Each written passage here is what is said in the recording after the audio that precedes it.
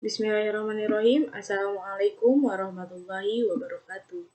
Baik, pada video kali ini saya akan mempresentasikan video materi yang berjudul Semantik Bahasa Arab yang berkaitan dengan hubungan antar makna. Video kali ini merupakan video untuk ujian akhir semester mata kuliah Ilmu Lugah Am dengan dosen pengampu Bapak Dr. Muhammad Syarif Hidayatullah M.Hum. Perkenalkan, saya Namira Nurul Anggraini, mahasiswi aktif di Universitas Islam Negeri Syarif Hidayatullah Jakarta, Fakultas Adab dan Humaniora, Program Studi Tarjamah, dengan nomor induk mahasiswa 1102400000006. Sebelum masuk ke materi inti yaitu hubungan antar makna, mari kita mengetahui pengertian semantik bahasa Arab. Kata semantik merupakan kata dalam bahasa Yunani yaitu sema, yang berarti lambang atau makna dalam bahasa. Menurut KBBI, semantik ialah ilmu tentang makna kata dan kalimat, atau pengetahuan mengenai seluk-beluk dan pergeseran arti makna. Menurut Umar, semantik ialah bidang kajian linguistik yang mempelajari makna atau arti dalam bahasa. Dapat kita simpulkan bahwa semantik merupakan cabang ilmu linguistik yang mempelajari makna yang terkandung dalam bahasa. Dalam semantik, kita dapat mempelajari makna dalam satuan-satuan lingual bahasa, seperti kata, frasa, klausa, dan kalimat. Menurut Ramlan, satuan lingual adalah satuan yang mengandung arti, baik secara leksikal maupun gramatikal. Mari kita ketahui satu persatu terkait tentang kata, frasa, klausa, dan kalimat. Kata ialah satuan bahasa yang dapat berdiri sendiri dan terjadi karena morfem tunggal atau gabungan morfem. Contoh, batu, berjuang, kertas. Yang kedua yaitu frasa. Frasa ialah gabungan dua kata atau lebih yang bersifat non-predikatif. Contohnya ialah gunung tinggi. Mengapa frasa dikatakan sebagai non-predikatif atau bukan predikat? Karena frasa bukanlah bagian kalimat yang menandai apa yang dikatakan oleh pembicara kepada subjek. Dapat kita simpulkan bahwa frasa ialah objek. Yang ketiga yaitu klausa. Klausa ialah satuan gramatikal yang mengandung predikat dan berpotensi menjadi kalimat. Contoh, nenek ingin kami bekerja dan tinggal di kampung. Di dalam contoh ini terdapat dua klausa, yaitu nenek ingin kami bekerja di kampung dan nenek ingin kami tinggal di kampung. Yang keempat yaitu kalimat. Kalimat ialah satuan bahasa yang berdiri sendiri, mempunyai pola intonasi final dan secara aktual ataupun potensial terdiri atas klausa. Contohnya, ibu membeli ikan di pasar. Kata ibu merupakan subjek, membeli merupakan predikat atau klausa. Ikan merupakan objek dan di pasar merupakan keterangan tempat. Masuk ke materi inti yaitu hubungan antar makna. Di dalam ilmu bahasa, hubungan antar makna terbagi menjadi 7, yaitu sinonimi, antonimi, hiponimi, homonimi, polisemi, taksonimi, dan meronimi. Mari kita ketahui satu persatu tentang hubungan antar makna. Sebelum kita berlanjut ke pembagian hubungan antar makna, berikut ialah pengertian tentang hubungan antar makna. Hubungan antar makna ialah ilmu yang berhubungan dengan makna dalam bahasa, mengakibatkan kandungan dalam komponen tersebut menjadi kompleks. Pembagian hubungan antar makna yang pertama yaitu sinonimi. Menurut Matthews, sinonimi ialah hubungan antar dua unit leksikal yang mempunyai kesamaan arti. Menurut Fromkin dan Rothmans, sinonimi ialah dua kata yang mempunyai kemiripan makna, tetapi pelafalan yang berbeda. Sebelumnya, mari kita ketahui kata sinonimi. Kata sinonimi berasal dari bahasa Yunani kuno, yaitu onama yang berarti nama, dan shin yang berarti dengan.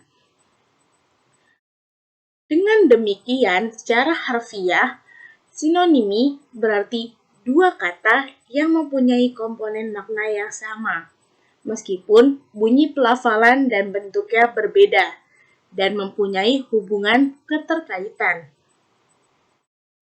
Contohnya kata bunga dan kembang. Sama bukan?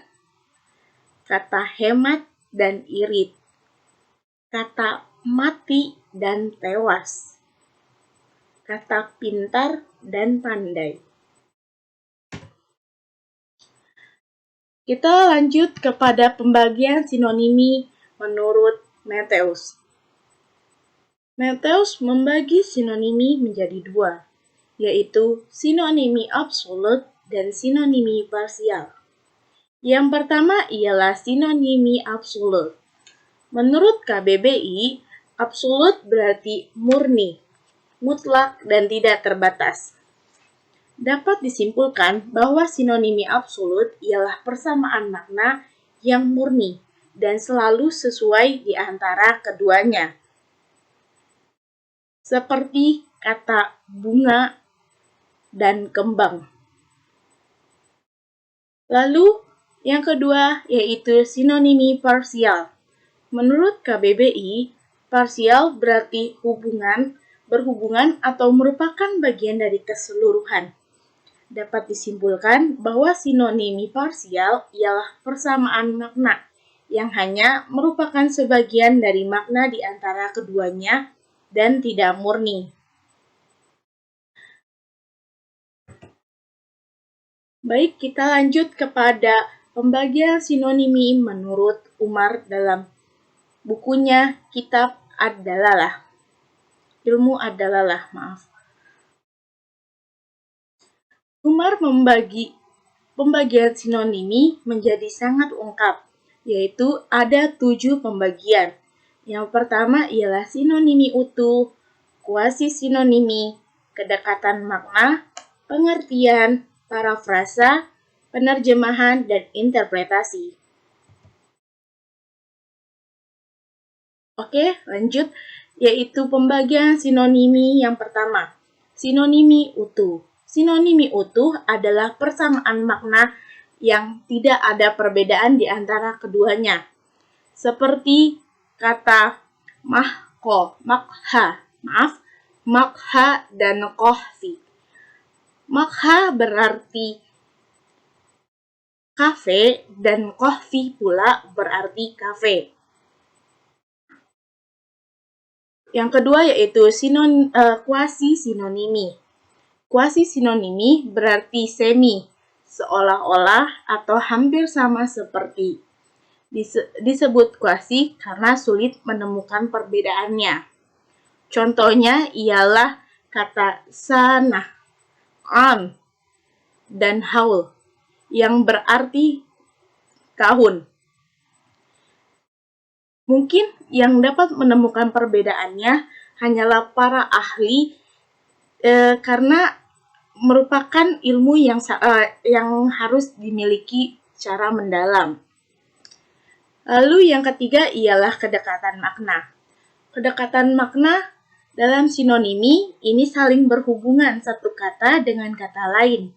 Hanya perbedaannya terletak pada makna umum dan makna khusus. Contohnya ialah kata hilm dan ru'yah. Hilm yang berarti mimpi dan ru'yah yang berarti mimpi indah. Di sini kita bisa melihat sudut pandangnya. Mimpi merupakan makna yang umum, sedangkan mimpi indah itu sudah tentu makna khusus. Dan hilm dan ru'yah merupakan kedekatan makna dalam sinonimi. Yang keempat ialah pengertian. Pengertian ialah makna yang timbul akibat makna yang ada dalam suatu bentuk. Contohnya ialah qoma Muhammadun min firashihi as-sa'ah ashrun. As-sa'ah al-ashirah. Yaitu yang dapat kita pahami dalam pengertian ini ialah Muhammad bangun pukul 10. Berarti sebelum pukul 10, Muhammad masih tertidur. Pembagian sinonimi selanjutnya yang kelima ialah parafrasa. Parafrasa sinonimi merupakan pengungkapan dengan kata lain yang semakna. Misalnya, ishtaraitu min Muhammadin kitaban. Dan kata ba'a Muhammadun li kitaban yang bermaksud saya membeli buku dari Muhammad dan Muhammad menjual kitab kepada saya. Yang keenam yaitu penerjemahan. Dalam sinonimi, penerjemahan merupakan pencarian padanan yang lebih mudah dipahami dalam semua kalangan, yaitu kata wahda sorfiyah. Wahda sorfiyah ini diterjemahkan dengan kata morfem atau morfem. Lebih mudah, bukan? Lalu yang ketujuh yaitu interpretasi. Dalam sinonimi, interpretasi yaitu penjelasan yang memudahkan pemahaman. Contohnya ialah kata al-za'id an miqdar al-qad yang dapat kita interpretasi menjadi kata riya yang berarti berlebihan atau total utang. Hubungan antar makna yang kedua yaitu antonimi.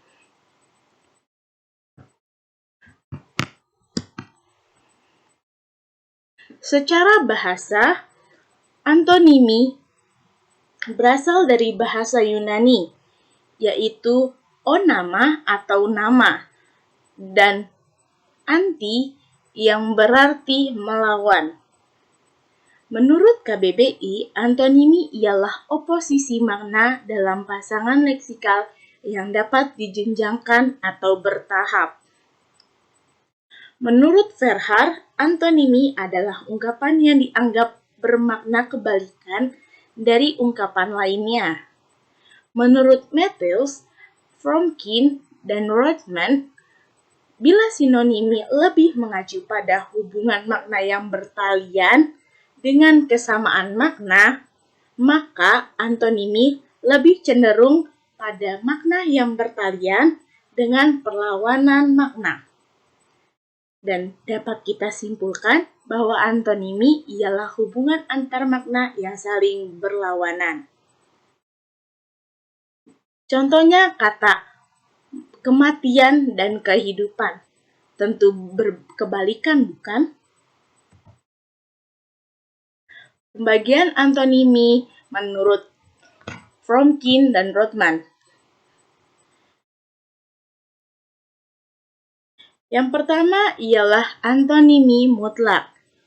Antonimi mutlak merupakan perlawanan makna yang seakan-akan dunia terbelah menjadi dua dan bersifat murni.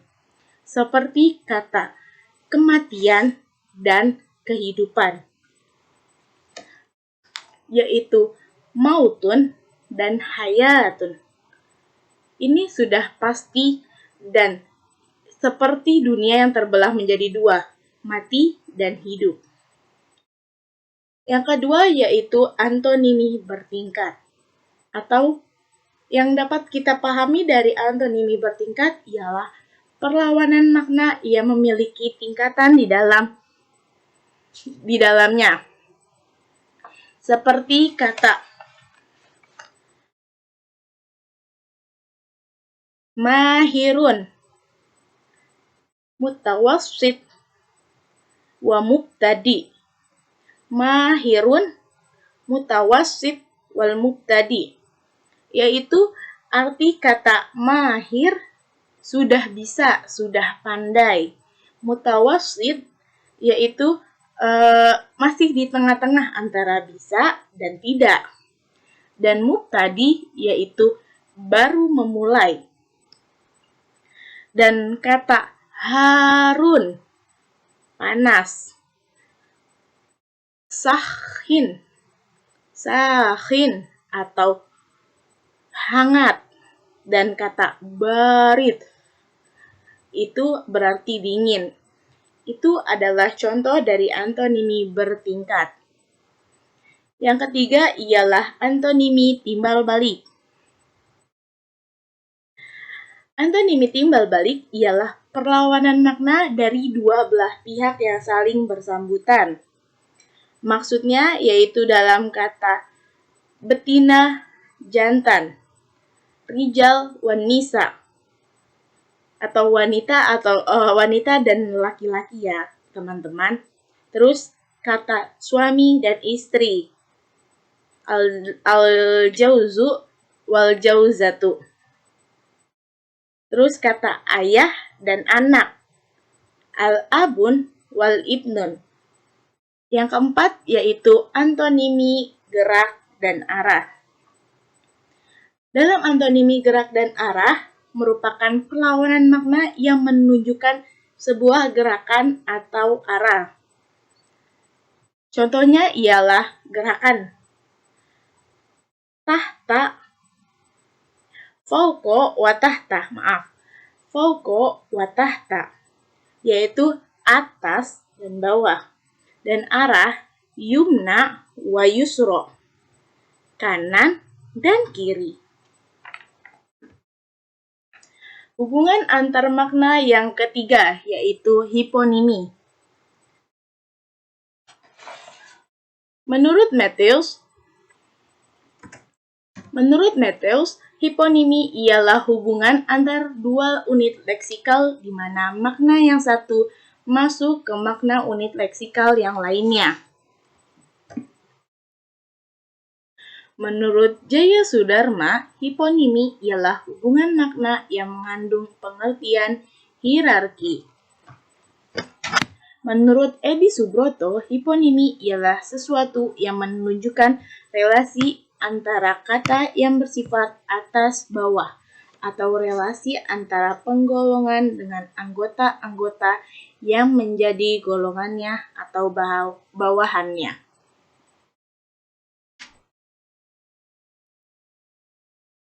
Dapat kita tarik kesimpulan, hiponimi merupakan makna yang satu tercakup dengan makna yang lainnya.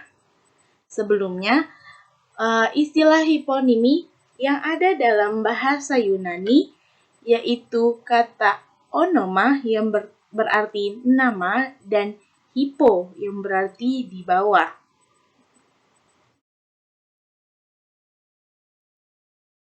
Contohnya ialah kata muhakkik atau editor, mu'allif, pengarang, musonnif, orang yang berkarya, merupakan hiponim dari kata katibun atau penulis. Di sini dapat kita lihat satu cakupan dari penulis itu adanya muhakkik, adanya editor, mu'allif adanya pengarang, dan musonif adanya orang yang berkarya. Contoh kedua yaitu kata al-yasmin, melati, as-susan, lili, dan al-wardah, yaitu mawar, merupakan hiponim kata zahro. Atau yang kita dapat pahami yaitu dalam kata zahro itu mencakup kata yasmin, melati atau bunga melati, as-susan, bunga lili, al-wardah, bunga mawar. Yang keempat yaitu homonimi. Secara etimologi, istilah homonimi berasal dari bahasa Yunani, yakni homos atau yang berarti sejenis atau sama, dan onuma yang berarti nama. Menurut Abdul Khair, homonimi adalah dua buah kata atau satuan ujaran yang bentuknya kebetulan sama dan maknanya tentu saja berbeda, karena masing-masing merupakan kata atau bentuk ujaran yang berlainan. Menurut Verhaar, homonimi adalah hubungan antara dua kata atau lebih yang sedemikian rupa, tetapi bentuk dan maknanya berbeda. Menurut Matthews, homonimi adalah bentuk yang identik, tetapi berbeda makna. Di sini dapat kita simpulkan bahwa homonimi ialah kata yang identik, yang memiliki perbedaan makna sesuai dengan konteksnya. Saya mengambil contoh kata doroba. Kita dapat mengetahui sudut pandang doroba itu artinya memukul. Tetapi dalam kamus Al-Munjid disebutkan salah satu makna lain dari doroba yaitu berpisah. Katanya identik bukan doroba, tetapi makna yang berbeda yaitu memukul dan berpisah. Oke, kita lanjut ke hubungan antar makna yang kelima, yaitu polisemi. Polisemi, menurut etimologi, istilah ini merupakan istilah dari bahasa Latin, yaitu kata poli, yang berarti arti banyak, dan semi yang berarti makna.